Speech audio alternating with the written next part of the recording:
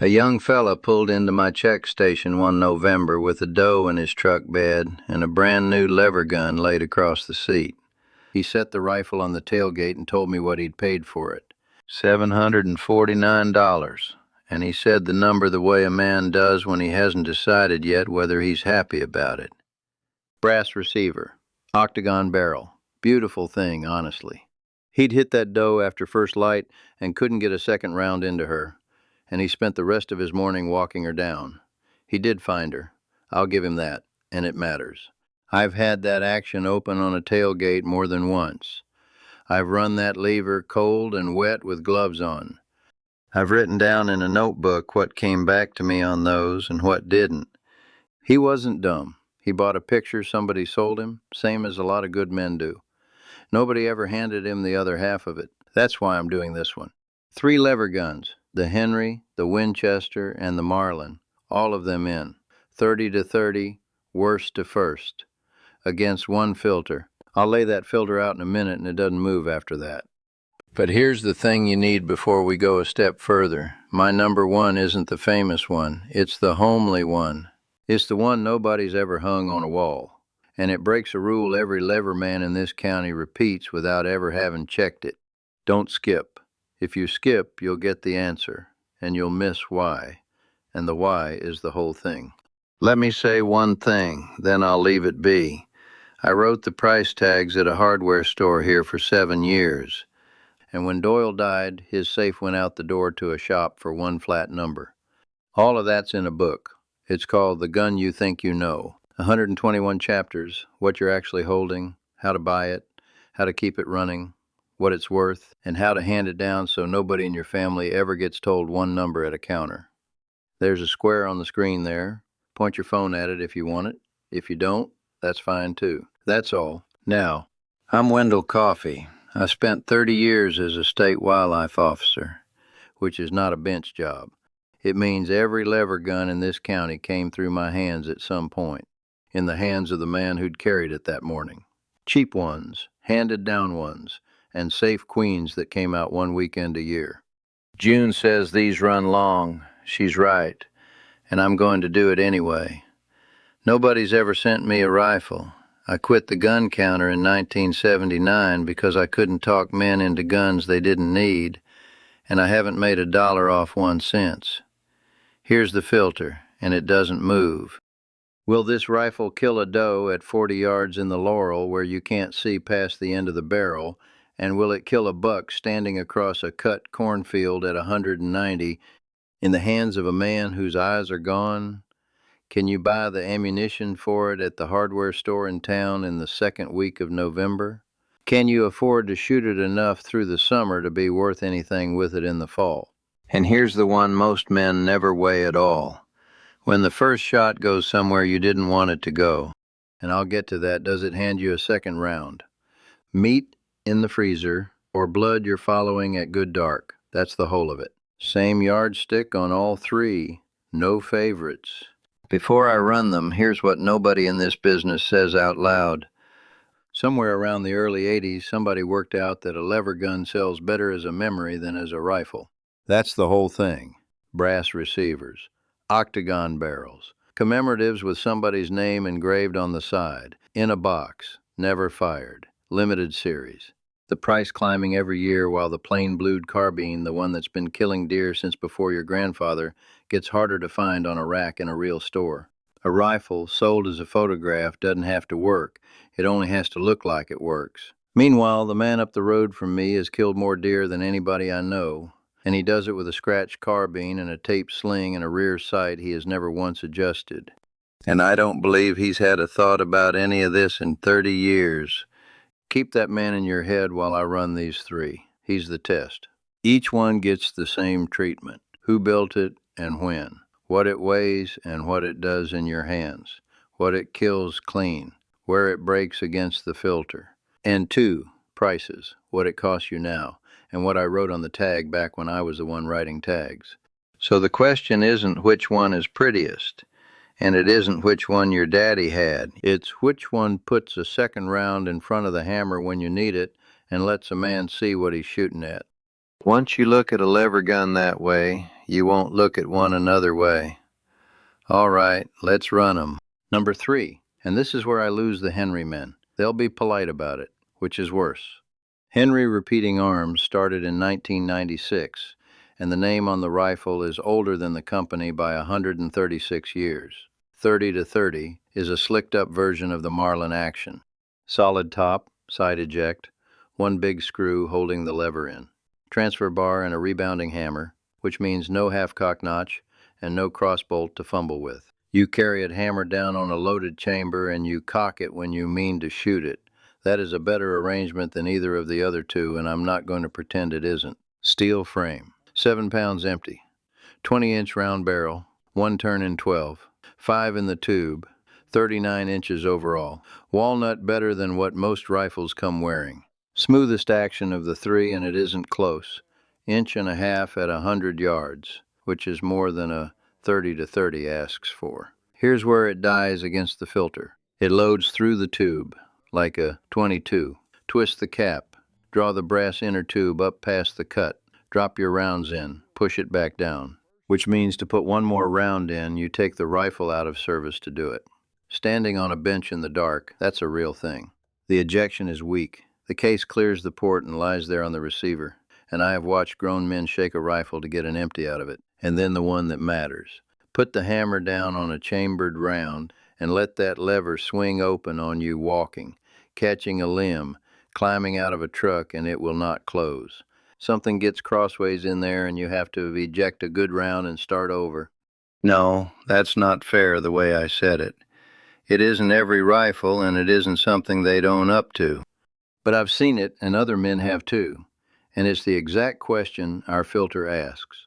That's the second shot. That's the doe at 40 yards. $850 in 2017. Past 1,000 now, depending on the frame. Fine rifle, fine wood. If it lived at a range and never went up a ridge in the rain, I'd rank it higher. Wrong end of this list. And the one above it comes to your shoulder faster than anything else here. Number 2. Now I'm going to take the best-selling sporting rifle in American history and put it second, and I'll tell you exactly why. Winchester, Model 94, 1894. Better than 7 million of them. New Haven shut the doors in 2006, and the ones built since 2010 come out of Miroku in Japan. And here's a thing that gets me arguments. Those are the best-made 94S I've handled in a long while. The fit, the finish, and the way the action runs. Mine is my father's, a 1,951 gun, and it's the rifle I killed my first deer with in November of 1964. 60 yards, standing broadside, and I shot it too far back, and it ran 90 yards. My daddy made me follow the blood, and then he made me look at where the bullet had gone before he'd let me be proud of anything. I've never forgotten being made to look. Everything I believe started at that deer, and none of it was the rifle's doing. 6.5 to 7.5 pounds, depending on which one you've got. 20-inch or 24. 1 in 12, 6 or 8 in the tube. Open top receiver, hinged action bottom, lever pivoting inside instead of hanging below. That's why it's trimmer than the other two, and it's why the rifle is at your shoulder before you've finished deciding to put it there. Balance is right at the middle. You can carry one in the crook of your arm all day and forget you have it. Two things against it. One's small. There's a screw at the loading gate that works loose and makes the gate act strange, and men decide the rifle's broken. Tighten it. The other is the whole reason it isn't first. Everything before the angle eject change in 1982 throws the empty out of the top, back toward your face, and you can't put a scope over the bore. You can hang one off to the side. I've seen it done, and I don't care for it. My eyes went at 60. I argued the other way for years, and I lost. And I didn't lose to an opinion. I lost to my own eyes. Iron sights past about 60 yards are finished for me, and pretending otherwise is how deer get wounded. I wrote a tag on a plain 94 carbine in 1976 for $110. A used pre, 82 runs 6 to 900 now, and a new Miroku is well past 1,000. I still take it out of the safe once a year, and it still handles better than anything here. Handiest one here. And the one above it does a thing this one can't do at all. Marlin, 336. You had this 30 seconds in. If you've owned both, you had it before I started, and you're right. And I'm not going to hold you here pretending otherwise. What I want to do is show you why you're right, because it isn't nostalgia, and I don't think anybody's laid it out for you honestly. Here's the rule, my number one breaks. Every lever man in this county will tell you the Model 94 is the lever gun. The 94 is the one on the wall. The 94 is the one that gets handed down. The Marlin's the homely one. Thicker through the wood, heavier in the hand, and nobody has ever called one beautiful. All of that is true. It's also not what the filter asked. Marlin's been at this since 1870. The Model 1893 came first, and the 336 came out of it in 1948, and it's the second best-selling 30 to 30 ever built, behind the 94 and nothing else. Solid top receiver, side eject. One screw holds the lever, and pull that screw and the lever and the bolt come out in your hand, and you can clean the barrel from the breech and clear anything that's gone crossways in there. Mine's a 1,976 gun, 7.5 pounds, 20-inch barrel, 1 in 12, 5 or 6 in the tube. Crossbolt safety ahead of the hammer on the modern ones, half-cock notch behind it. Mine breaks at about 4 pounds. Clean, no creep in it, which is better than a lever gun has any business being. The loading gate on mine bites my thumb. Has since the day I got it. A file would fix that in 4 minutes, and I have never once done it. Here's what that solid top is worth. You put glass on it, low, over the bore, on bases the factory already drilled for. That's it. That's the entire argument. A man my age with a scope on a lever gun can tell what he's looking at and put the bullet where it belongs at 190 yards across a cut field. A man my age with irons is guessing, and he'll tell you he isn't. And the empties go out the side. Nothing comes at your face, and nothing lies in the port waiting on you. I went and looked this up before I said it to you, because I didn't trust my recall on it. November of '94, second weekend. 11 lever guns checked over 4 days. 2 of them wore glass, and both of those were Marlins, and one belonged to a man of 68 who'd told me the year before he was quitting because he couldn't see anymore. He didn't quit. Doyle carried a Marlin, not this one, a 336N, 35 Remington, ugly gun, stock refinished badly by somebody in about 1970. He killed more deer with it than I have with everything I've ever owned, and he never once asked me what I thought of it. Now the flaws, and it has them. It's heavier. The wood is thicker everywhere, and the balance isn't the Winchester's. You're gripping the hump of the lever instead of wrapping a hand around it, and after a mile of ridge in the dark, you'll know the difference. And the triggers vary, rifle to rifle. Mine is good. I've handled ones that weren't. The new Ruger-built ones, I don't know. I haven't had one apart on my bench, and I'm not going to guess at it for you off what I've read. Men I trust are telling me the machining and the wood-to-metal fit came back up after the Remington years. Somebody watching this has bought one and hunted with it. I'd rather hear it from him than tell you something I made up. I wrote a tag on a 336C in 1977 for $139. 600 to 800 used now. New, better than 1,000, and hard to find. Takes glass, clears clean, hands you the next round. Nothing else here does all 3. One more thing before I quit. The rifle is not why anybody kills a deer clean. I followed blood for 30 years, and I never once got to the end of a trail and found the rifle was the reason. It was a man who hadn't shot since last October. Every time. I reload Tuesday nights. Stove going. Radio on.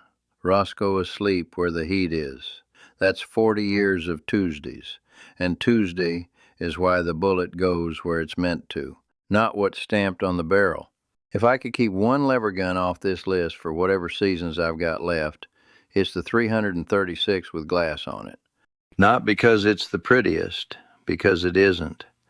Because I can see through it. Because it hasn't quit on me. And because Caleb gets it after. Buy the one you'll shoot. The prettiest rifle in the safe has never killed anything. All right, your turn, and I don't want to know which one you'd pick. Tell me what your daddy carried and tell me where that rifle is right now. Who's safe? Whose hands? which shop it went to, and what they gave for it. That's the one I want to hear about. And tell me what I left out. The Mossberg 464, the Savage 99, the Pre 64S, the 35 Remington. Nobody stocks anymore. Next time I'm doing the guns that got sold on a name and couldn't back it up. That one will cause more trouble than this did. Shoot straight. One last thing, and then I'll quit for real. That book I mentioned at the start, the last appendix in it is 2 pages, listing what's not in there and why. Long range, anything tactical, competition, things I never did and won't guess at for you. A man I respect told me to take that part out. Said it was a strange thing to put in a book you're asking somebody to pay for. I left it in. If I'll tell you what I don't know, you can believe the other 400 pages. The gun you think you know. Squares on the screen. Point your phone at it. Or don't. All right?